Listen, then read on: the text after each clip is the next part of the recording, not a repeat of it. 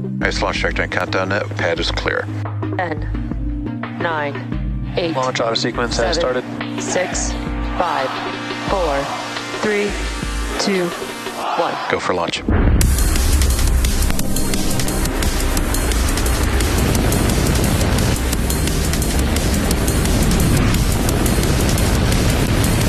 Vehicle is supersonic. Stage separation confirmed. Dragon, separation confirmed.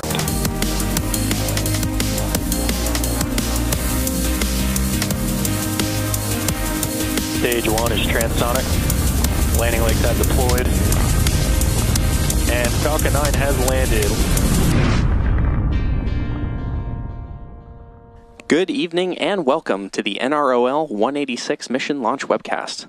The Falcon 9 rocket carrying tonight's payload is currently awaiting liftoff from Slick 4 East at Vandenberg Space Force Base in California, just 8 minutes and 54 seconds from now. Hello everyone, my name is Zachary Lupin and I'm an avionics reliability engineer here at SpaceX. Today's mission carries a national security payload designed, built, and operated by the National Reconnaissance Office, or NRO.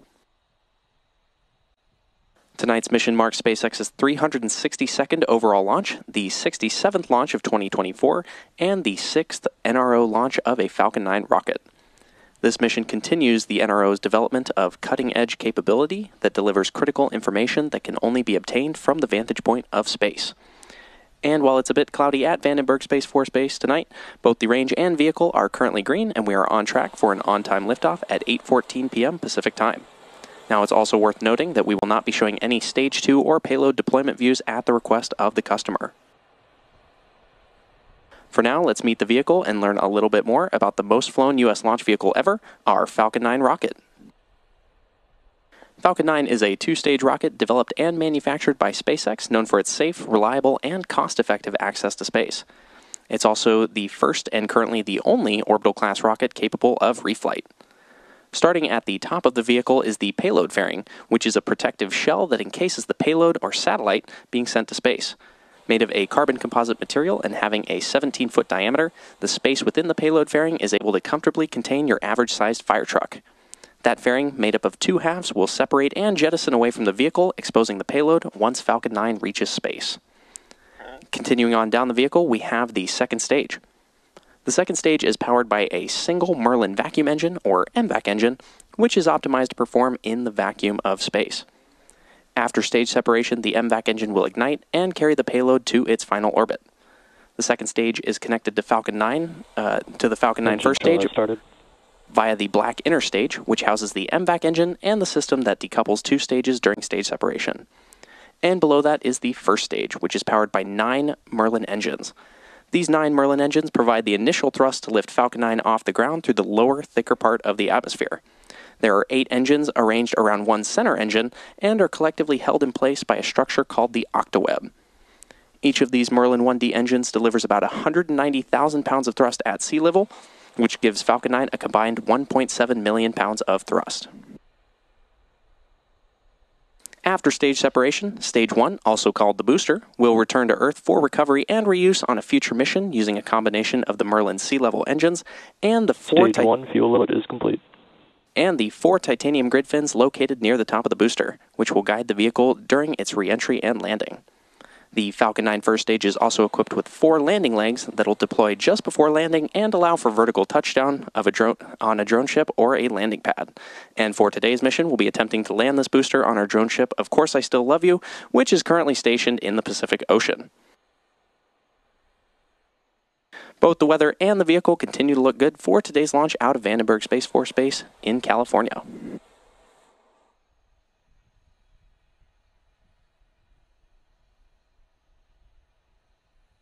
The Falcon 9 booster supporting today's mission is flying for its 8th time tonight, having previously supported NASA Crew 7, CRS-29, PACE, Transporter 10, EarthCare, and 2 separate Starlink missions. The payload fairings supporting tonight's mission are also flight-proven, with one half flying for its 13th time and the other flying for its 7th time.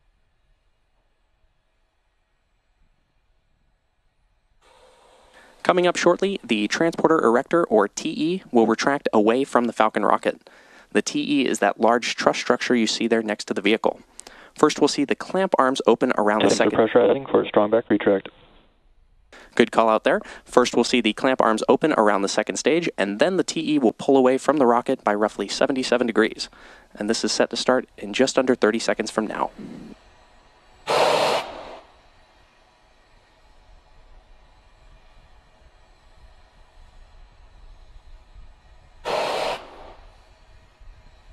Strong back retract has started. And good call out there that strong back retract has started.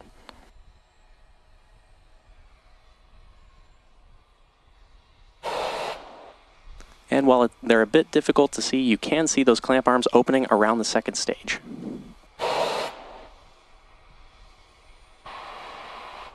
The first stage is connected to a launch mount at the base of the TE, but the TE is hinged and will retract away from the vehicle in preparation for launch.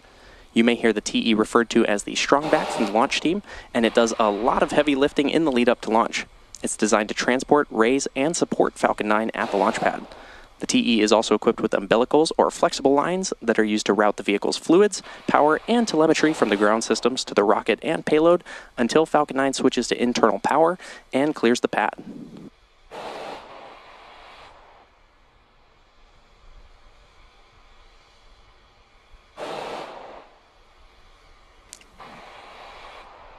You can now see that strong back retracting away from the Falcon 9 vehicle on the pad.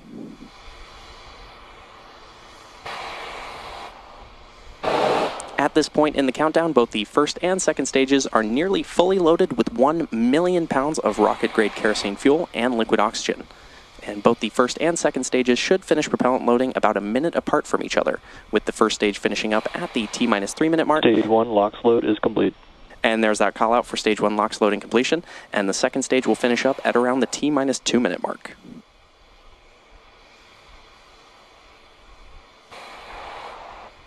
Now, those white clouds that you see around the vehicle are comprised of the chilled gas above the LOX tank that is vented overboard to maintain pressure in the tank as needed. And when that vented oxygen mixes with the warmer California air, it condenses into clouds. At the T-minus 60 second mark, Falcon 9 will be in startup, and this will mean that the rocket's autonomous internal flight computers will have taken over the launch countdown. And just inside of T-minus 2 seconds, we'll light the M1D engines for liftoff.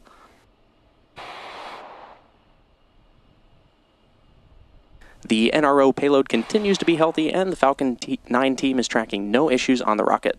Weather is still looking green despite the clouds and fog, and the range is ready to support our T0 of 8:14 p.m. Pacific time. And with that, we're proceeding into the last few minutes of terminal count.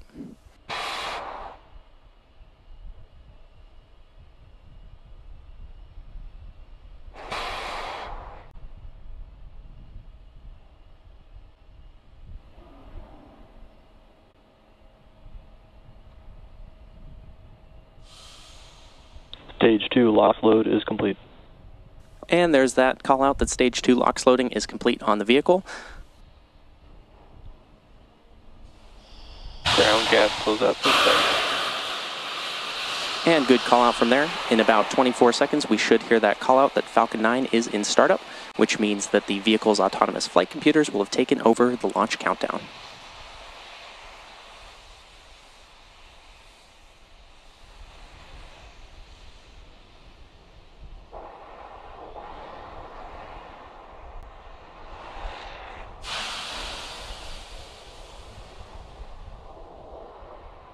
Falcon 9 is in startup.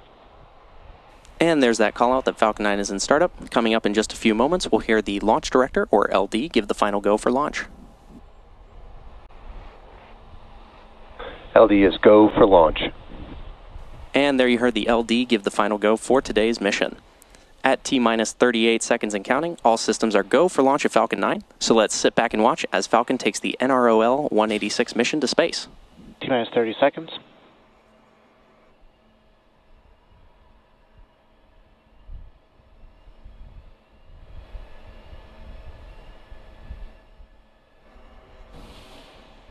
T-minus 15 seconds. T-minus 10, 9, 8, 7, 6, 5, 4, 3, 2, 1. Ignition. And liftoff, Falcon 9, go for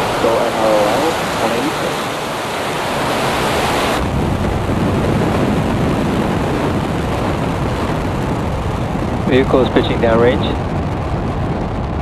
Stage 1, chamber pressure nominal.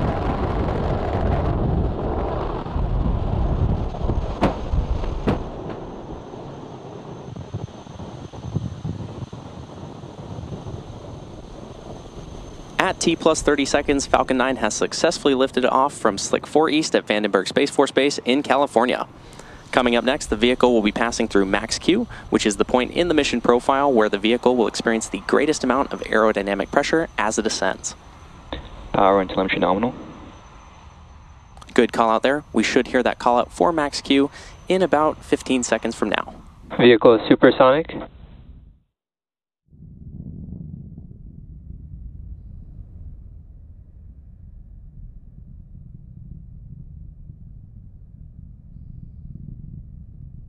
Max Q.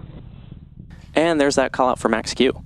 Coming up next, we'll have 3 events happening in quick succession, starting with MECO, followed by stage SEP, and then SES-1. Main engine cutoff, or MECO, is where all 9 Merlin 1D engines shut down to slow the vehicle down in preparation for stage separation, which is where the first stage separates from the second stage. Followed by this, the MVAC engine on the second stage will light, which is called out as second engine start 1, second engine start 1, or SES-1. This engine burn, lasting several minutes, will propel the second stage and the payload to orbit. And in addition to these 3 major events, the fairing halves will separate less than a minute after SES-1. So keep an eye out for all of these events happening in about 30 seconds from now. And as a reminder, we will not have any views of Stage 2 or the payload at the request of our customer.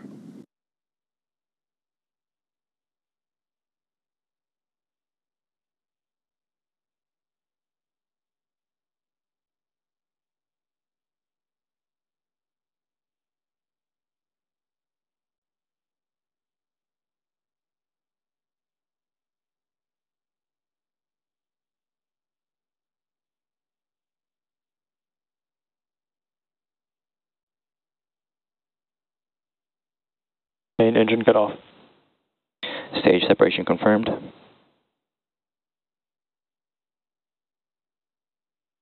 MVAC ignition. And there you heard those callouts back-to-back, which again were MECO, stage separation, and SES-1. Coming up shortly, we should hear a callout for fairing separation, but as a reminder, we will not be showing it on screen. Both payload fairing halves supporting tonight's mission are flight proven, with one half flying for its 13th time and the other flying for its 7th time.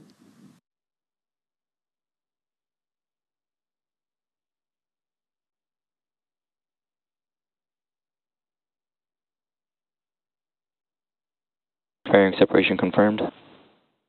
And there's that confirmation of fairing separation. We'll be attempting to retrieve both of these fairing halves again today once they fall back to Earth with our recovery vessel Go Beyond, currently stationed in the Pacific Ocean.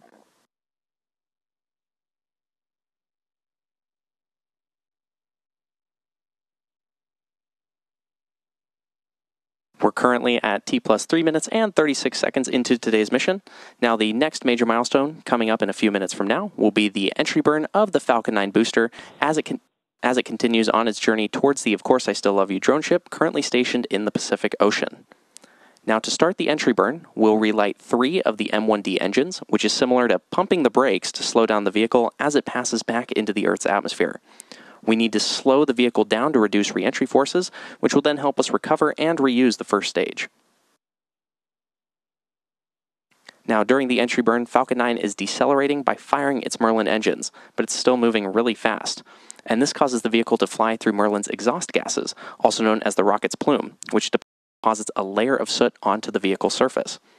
That soot comes from the carbon-based fuel that Falcon 9 uses, and with each flight, the soot builds up a little more on the outside of the vehicle.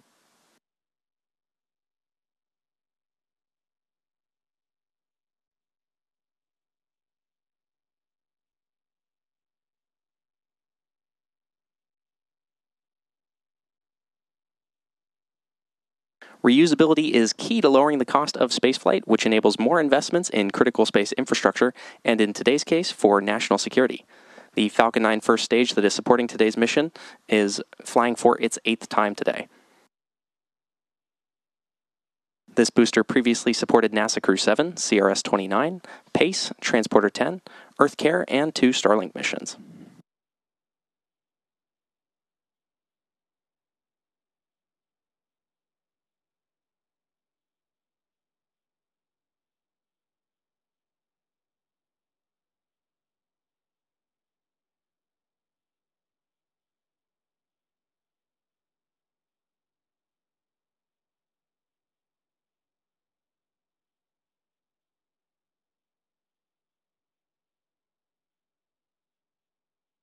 We should be hearing the call out for the entry burn of the Falcon 9 booster in about 30 seconds from now. Now, the Merlins on the first stage are optimized for sea level, and these achieve 190,000 pounds of thrust each during ascent and descent. At liftoff, Falcon 9's first stage has the thrust greater than 5 747 airplanes at full power. Now, the MVAC engine on the second stage, which is not shown, has a much wider nozzle, and it's optimized to 220,500 pounds of thrust in vacuum. Stage 1, entry burn startup. And there's that call out for the entry burn on the Falcon 9 first stage. This will last about 20 seconds.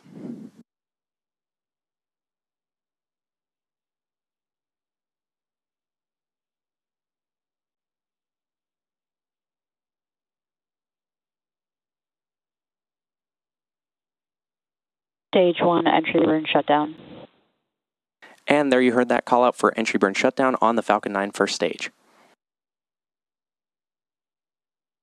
Vehicles are on nominal trajectories. And good call out there. Now, as the vehicle descends through the Earth's atmosphere, be sure to watch that Stage 1 FTSS saved. Be sure to watch the Stage 1 telemetry on the bottom left-hand corner of your screen, which will show the vehicle rapidly decelerating as it descends back to Earth.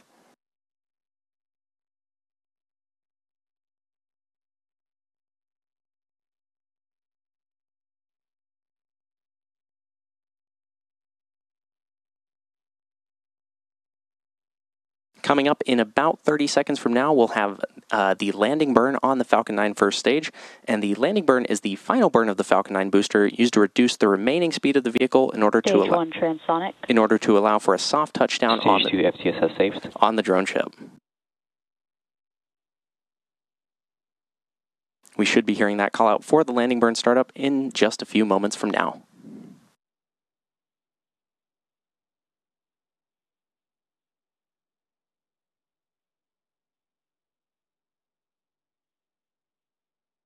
Stage 1 landing burn.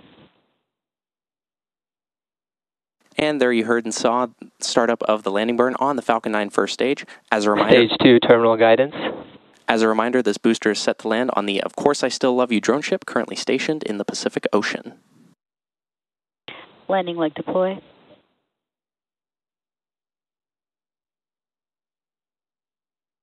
Stage 1 landing confirmed.